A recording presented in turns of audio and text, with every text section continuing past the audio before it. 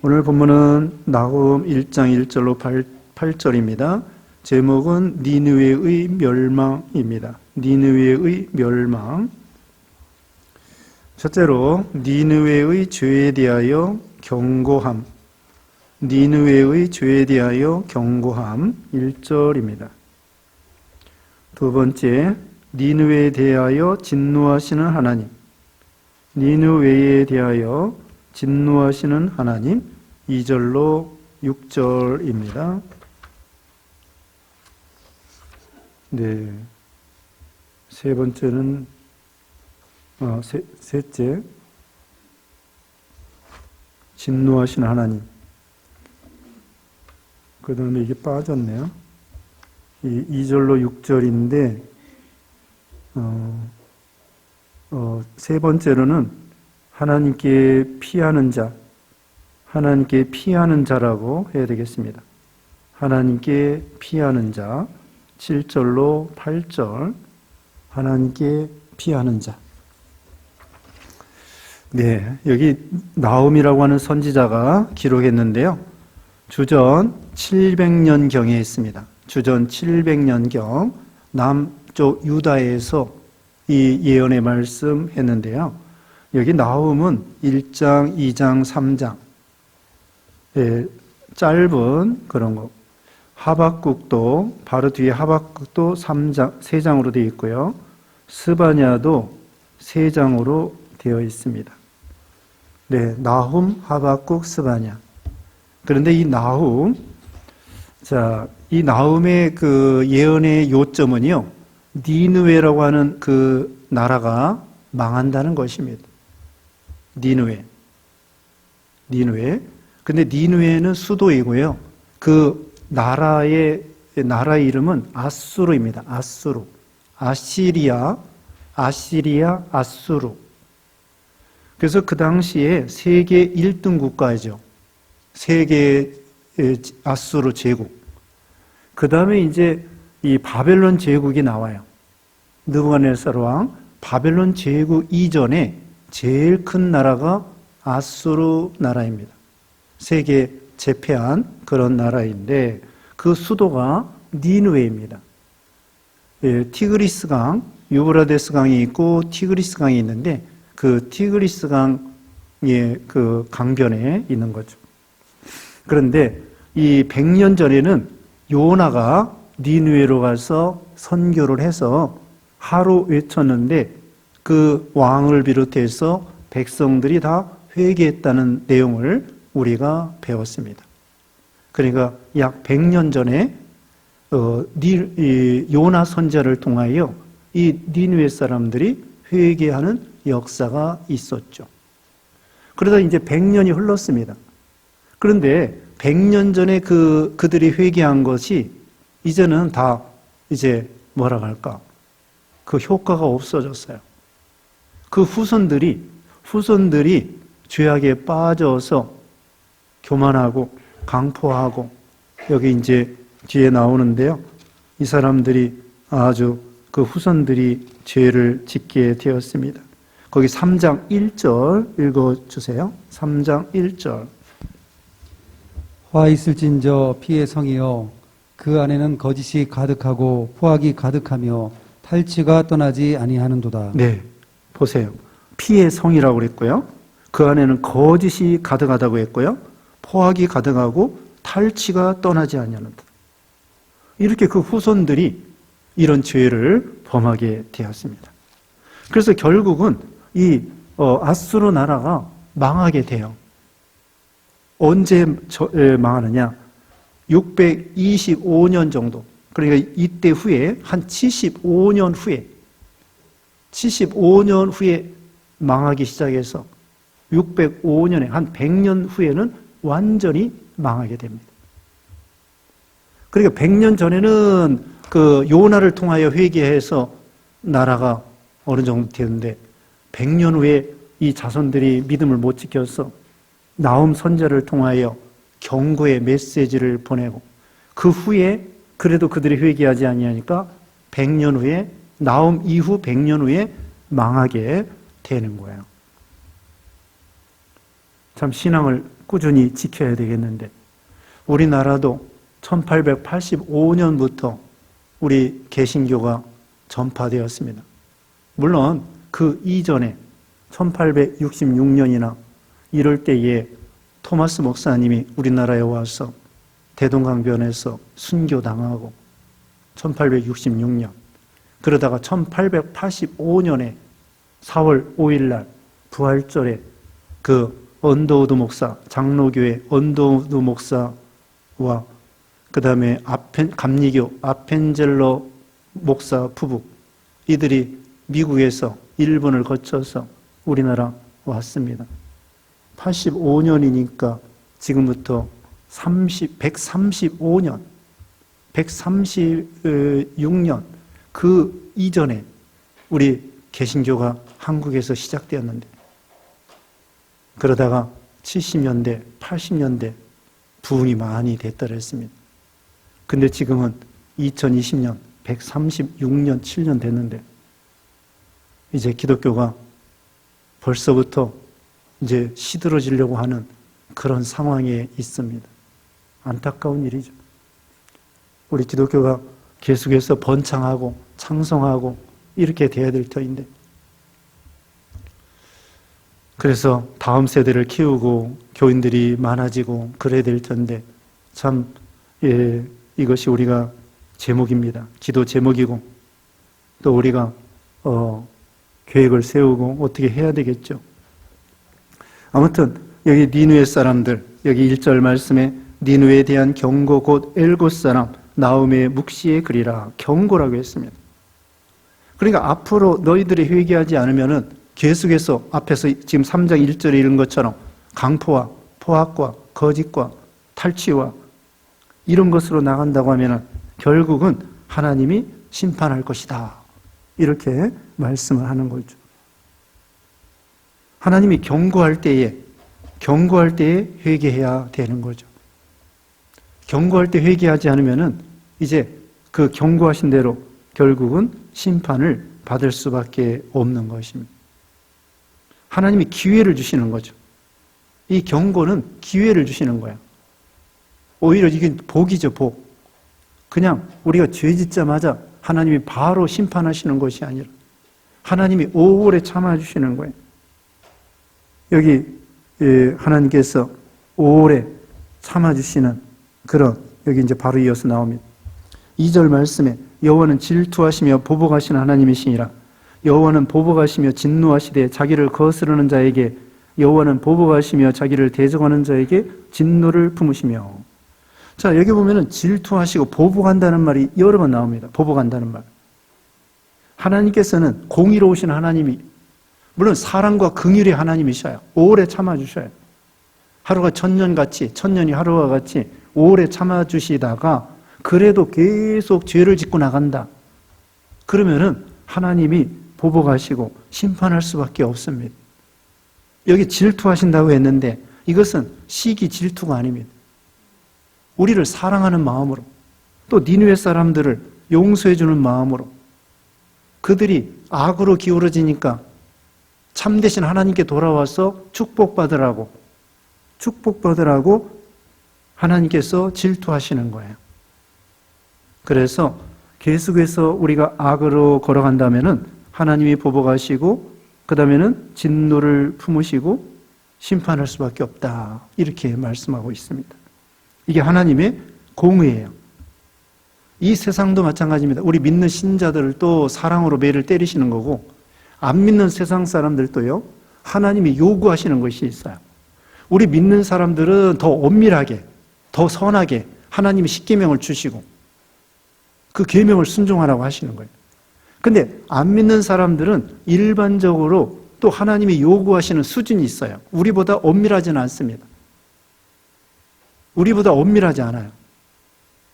그 사람들은 끝끝내 안 믿다가 지옥 갈 사람들인데도 엄밀하지 않아요. 그래서 어느 정도 하나님께서 우리보다 좀 넓은 잣대로 대우하셔요.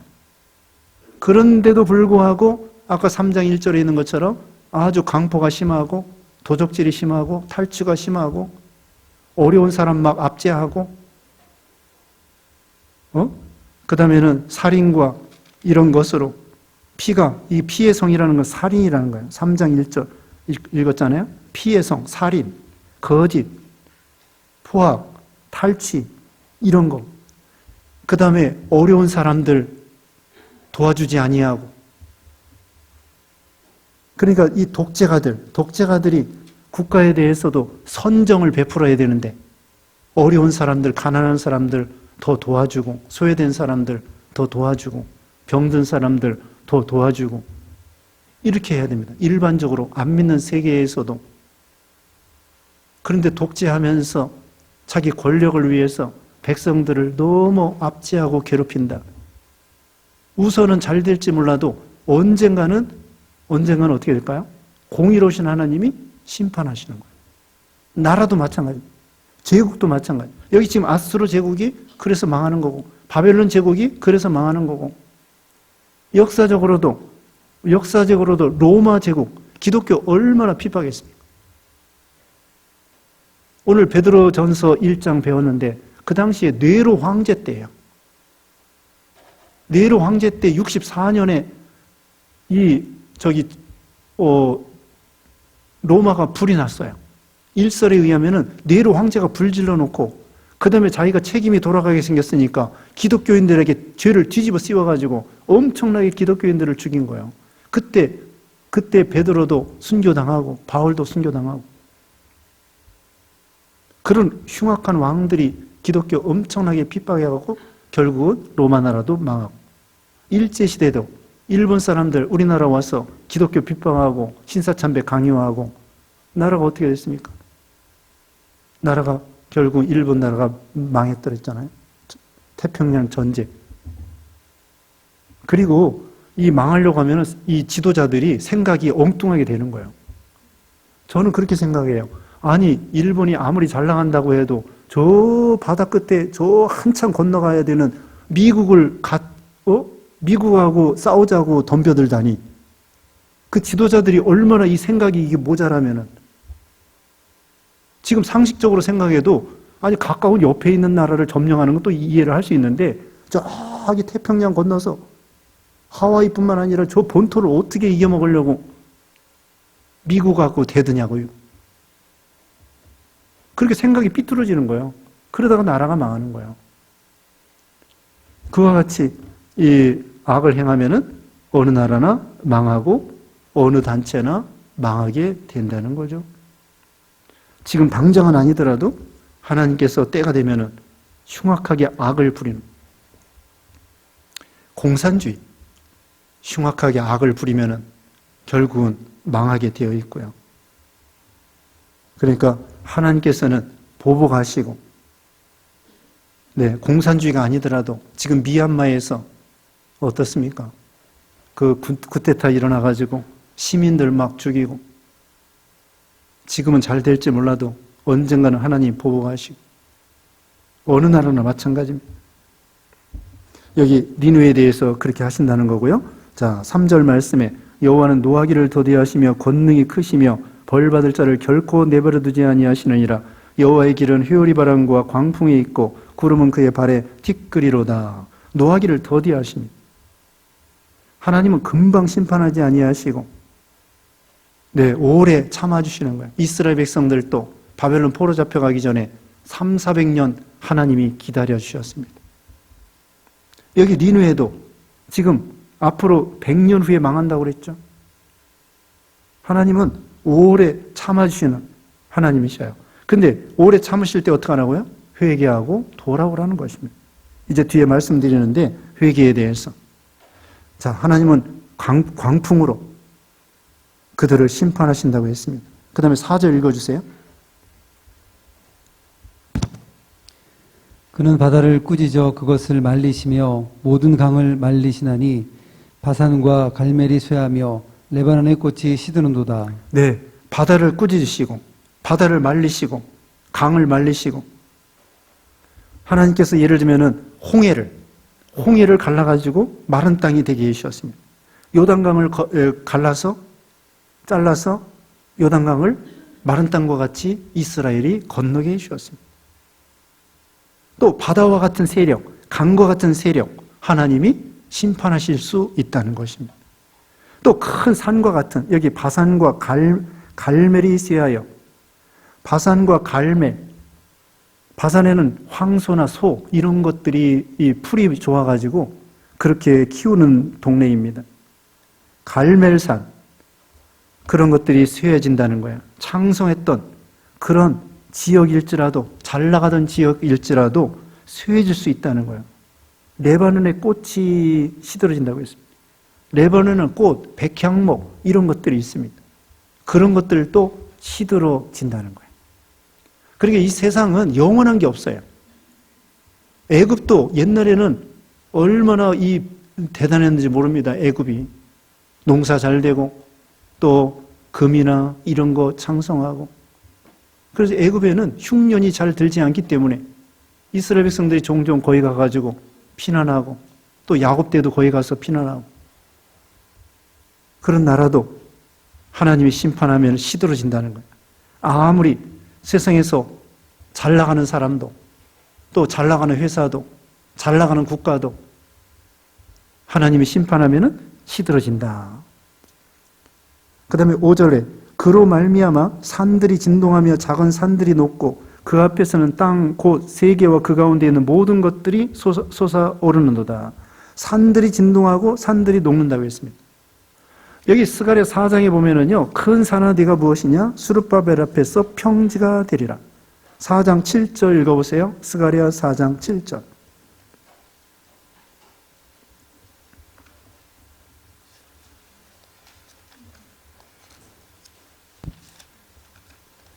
큰 산아 내가 무엇이냐? 내가 수들바벨 앞에서 평지가 되리라.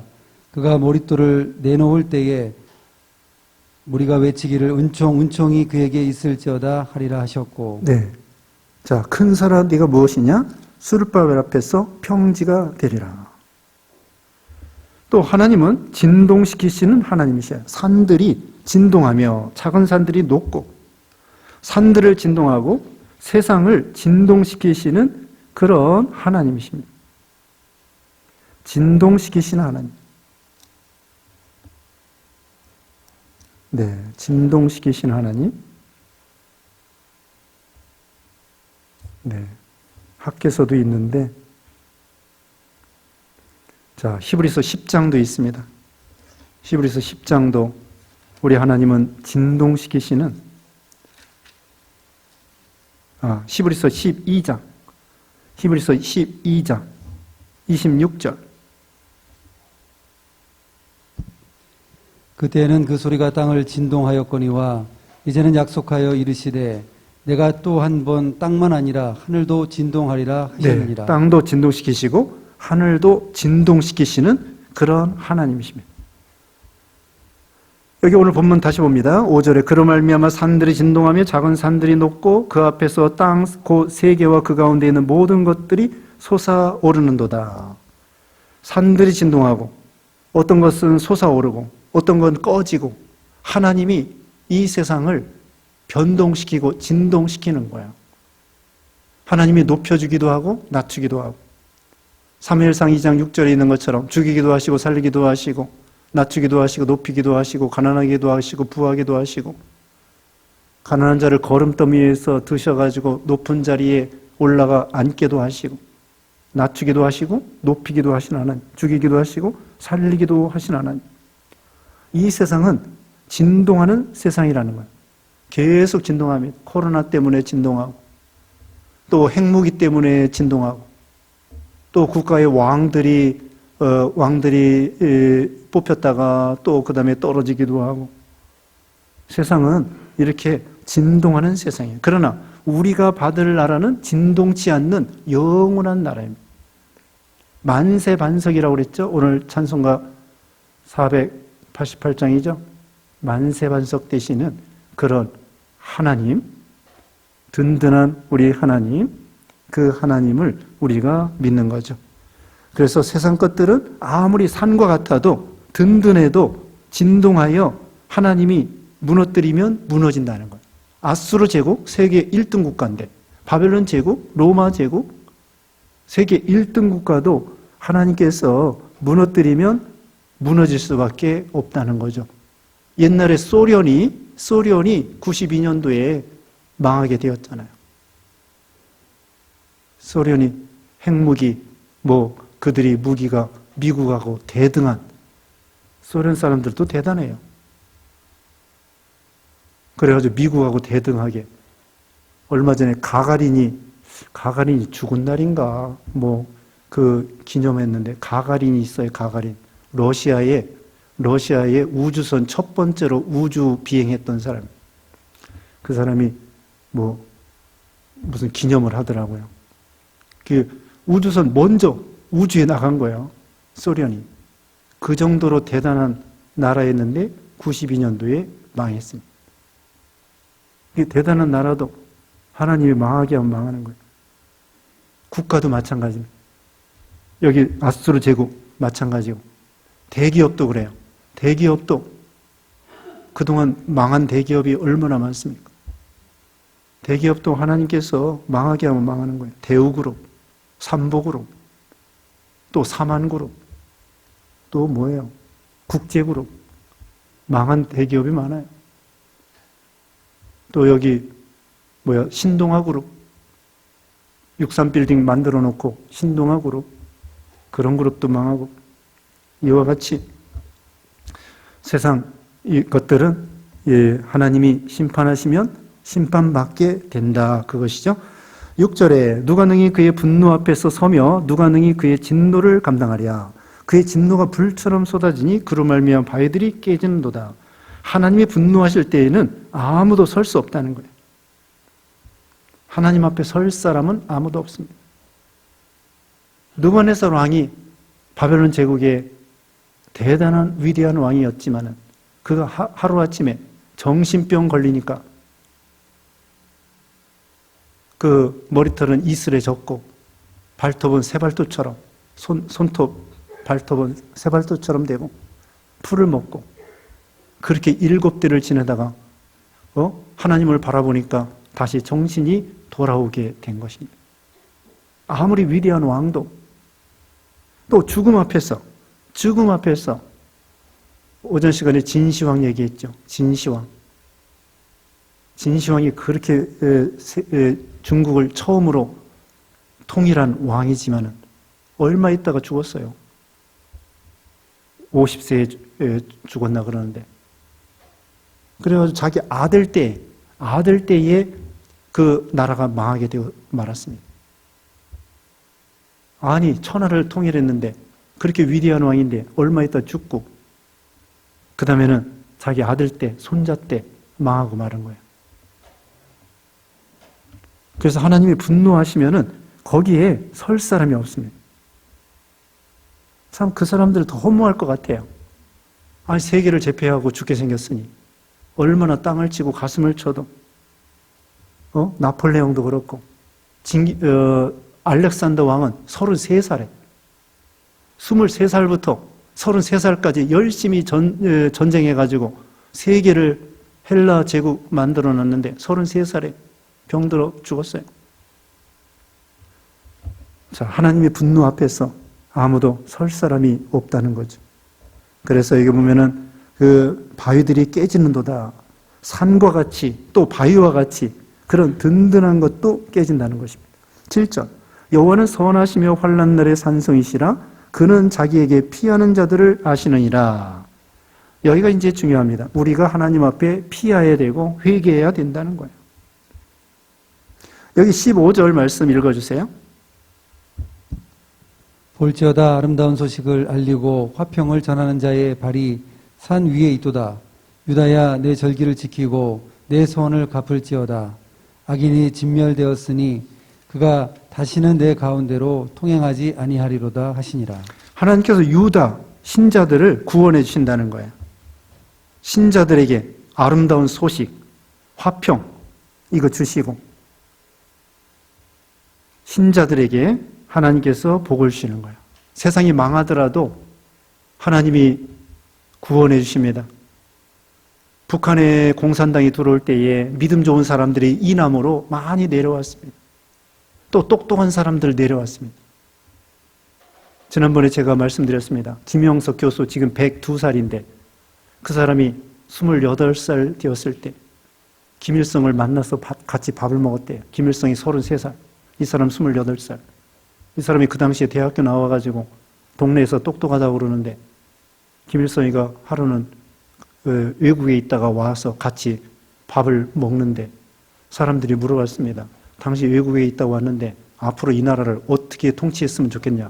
그랬더니 김일성이가 말하기를 저기 부자들 다 숙청하고 지식인들 다 숙청하고 노동자들 다 세워서 이 나라를 건설해야 됩니다.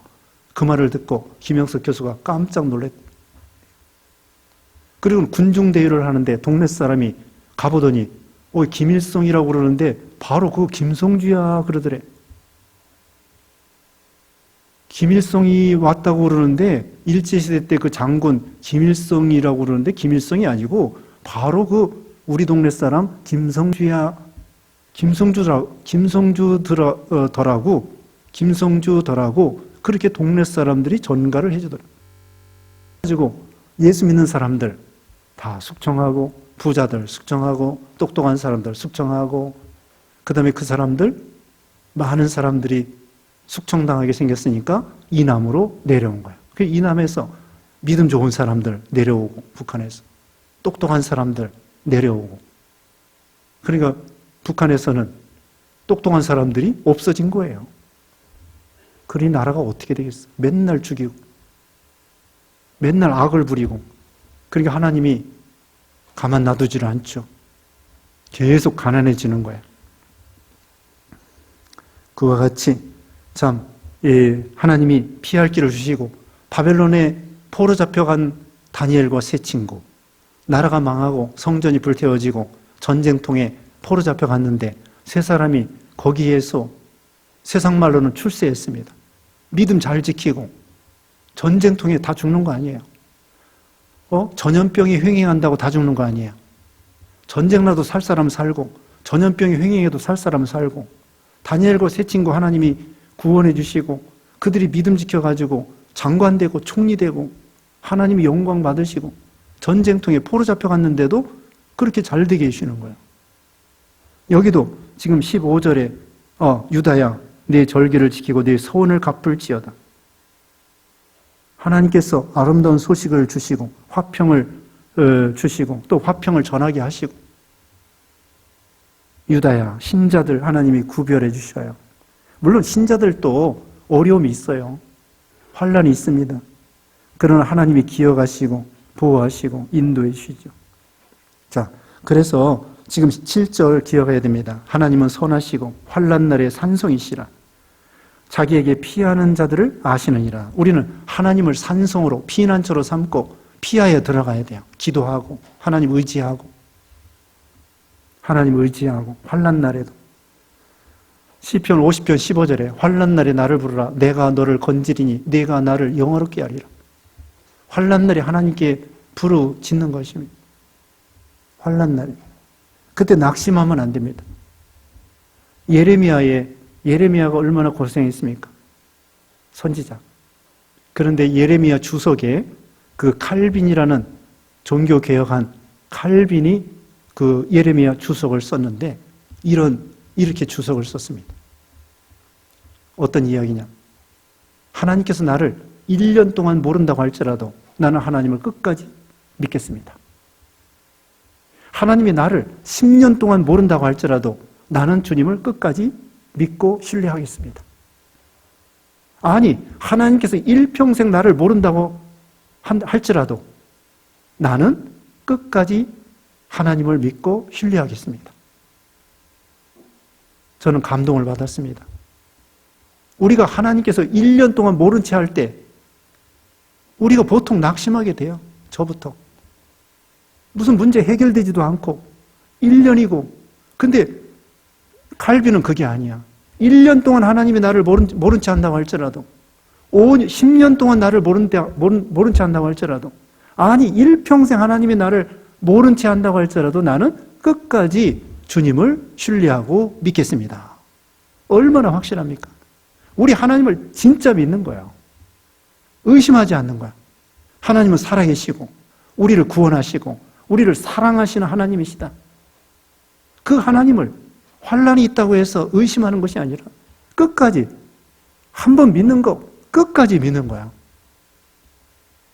하나님은 분명히 무슨 뜻이 있을 것이다. 욥도 그렇잖아요.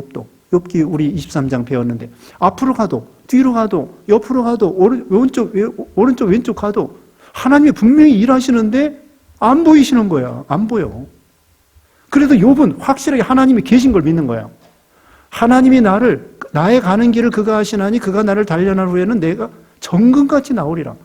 그 하나님을 믿기 때문에 그 말을 하지요. 앞에 가도 안 보이고 뒤에 가도 왼쪽으로도 오른쪽으로도 안 보이는데 안 보이는 하나님을 또 환난은 계속되고 자기 아내는요 너무나 답답하니까 하나님 저주하고 죽으라는 거야. 하나님이 어디 계시냐? 하나님 계시면 우리가 이렇게 망했냐? 그러면서 아내가 하나님을 저주하고 죽으라고 하는데 욥은 그게 아니에요. 하나님을 끝까지 믿는 거야. 주신 자도 여호와시요 취하신 자도 여호와시오니 여호와 이름이 찬송을 받으실지로다. 하나님 존재를 그냥 믿는 거야.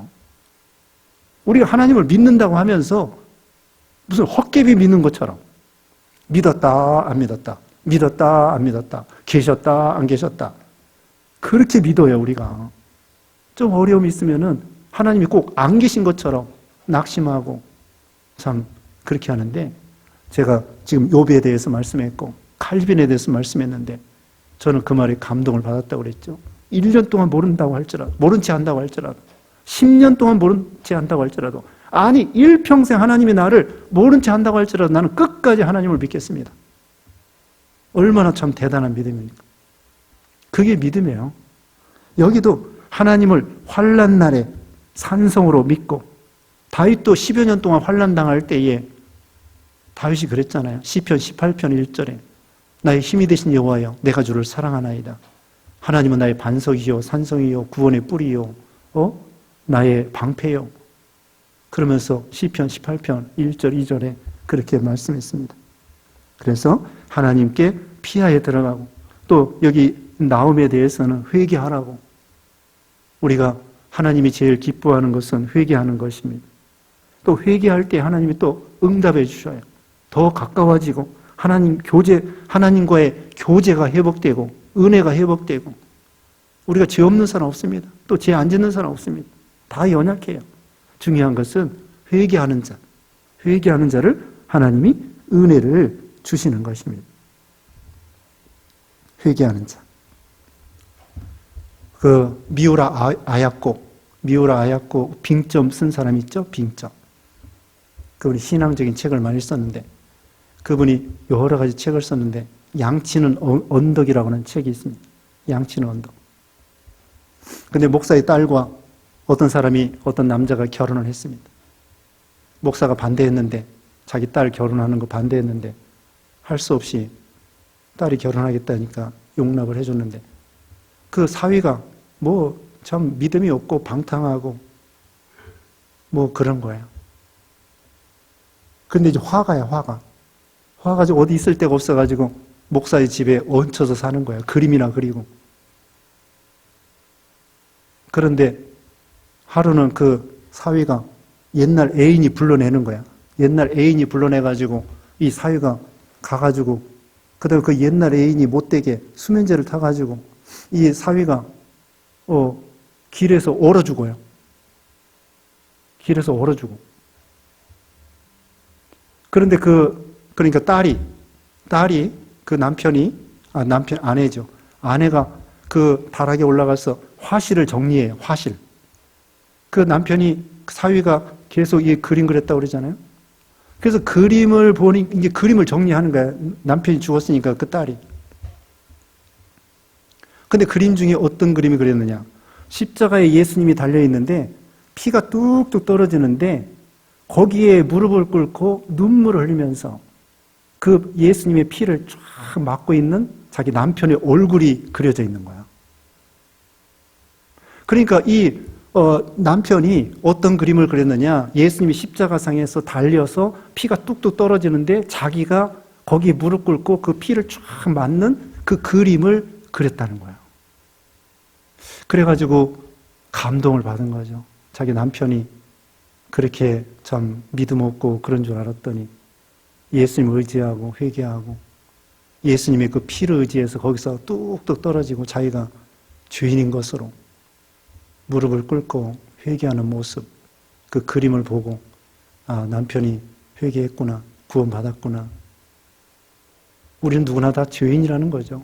예수님의 그 십자가의 보혈로 우리가 깨끗하게, 누구나 다 죄인이에요. 누구를 정죄할 수 없습니다. 그 남편이 아무리 방탕하고 또 그랬다고 할지라도 중심에 참 그 회개하는 마음으로 그림을 그렸을 때 그게 이야기예요. 양치는 언덕이라고 하는 책의 이야기입니다. 그 미우라 아야코가 한 말 중에 제가 또 감동을 받은 것이 무엇이냐면은 죽음이라고 하는 것은 우리 인생의 마지막 사명이다. 그렇게 말을 했어요. 죽음이라고 하는 것은 우리 예수 믿는 신자들에 있어서 마지막 사명이다. 마지막 사명을 다해야 끝까지 다해야 된다는 거야. 죽음을 잘 죽어야 된다 이거죠. 그게 마지막 사명이야. 우리가 여러 가지 사명이 있어요. 교회에 대해서, 가정에 대해서 사명이 있는데 우리의 최후의 사명은 죽는 건데 죽는 것을 사명이라고 말했더라고요. 참 그 좋은 말이더라고. 그 죽음, 그게 우리 각자 신자들의 마지막 사명이야. 내가 하나님 앞에 이 죽음을 통하여 영광을 돌리고 자손들에게 좋은 모습을 보여주고 죽음 앞에 내가 떳떳하고 담대하고 부활이 있고 소망이 있기 때문에 죽어가면서도 찬양하고, 그래서 죽음이라고 하는 것은 우리 신자들의 마지막 사명이다. 사명을 아름답게 장식을 해야 되겠죠. 마지막 사명이니까 마지막 사명을 정말 하나님 앞에서나 사람 앞에 마지막으로 아름답게 장식하고 천국에 가는 거야. 그렇게 말했더라고요. 그래서 하나님은 선하시며 환난 날에 산성이시고 자기에게 피하는 자들을 아시느니라. 8절에 그가 범람하는 물로 그것을 진멸하시고 자기 대적들을 흑암으로 쫓아내시리라. 자, 니느웨에 대해서 하나님이 그들이 범죄한 것을 책망하시고 또 보복하신다, 심판하신다. 그러나 회개하는 자를, 지금 경고기 때문에 회개하면 용서해 주신다는 거예요. 우리도 선하신 하나님, 환난 날에 산성이 되시는 하나님, 피난처가 되신 하나님, 회개하고 하나님께 돌아가고 의지하고 이런 믿음 되어야 되겠습니다. 기도하겠습니다. 거룩하신 하나님 감사합니다. 우리를 사랑하여 주셔서 예수 믿어 구원받게 하시고 부활의 소망, 천국 가는 소망을 주시고 또 이렇게 이 죄악된 세상에서 하나님은 오래 참으시다가도 그들이 회개하지 아니하면 보복하시고 심판하신다고 했사오니 우리는 산성이시고 피난처 되시는 하나님께 피하에 들어가며 회개하며 그래서 하나님 앞에 은혜와 사유함을 받고 평안함을 받고 복을 받는 우리 모두가 되게 하시고 한 주간 동안에도 우리에게 건강 지켜주시고 코로나에서 지켜주시고 가정 식구들에게도 다 복을 주시며 어디를 다니든지 하나님의 눈동자 지켜주시고 인도해 주시옵소서. 예수님의 이름으로 기도드리옵나이다. 아멘.